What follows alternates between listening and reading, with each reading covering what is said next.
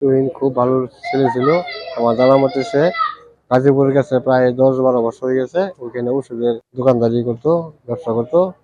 তারপরে একটা ওষুধ কোম্পানি চাকরি করতো। মানে ফাঁকে ফাঁকে সাংবাদিক কাজও করতো। দুর্বৃত্তরা ওই ভিডিও করবার গিয়া তাকে নির্মম ভাবে খুবই হত্যা করছে। পরশুদিন আমার কাছে 1,000 টাকা পড়াইছে ওষুধ কিনবার জন্য। ওষুধ কিনতে বাজার করতে কালকে ভালো করছে। ওর দৃষ্টান্তমূলক বিচার চাই। ওর ব্যবসা বাণিজ্য প্রতিষ্ঠান প্রায় এখন তো শেষ, ধ্বংস হয়ে গেছে। এটার সরকারে কি করবে আপনারাই চিন্তা ভাবনা করে দেখেন এবং আপনারা বলেন।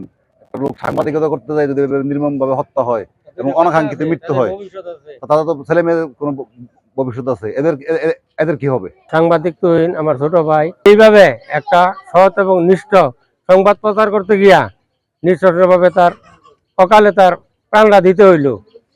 এখন তার দুইটা ছোট বাচ্চা আছে, তার সংসার আছে, এই দায়ভারটা কে নিবে?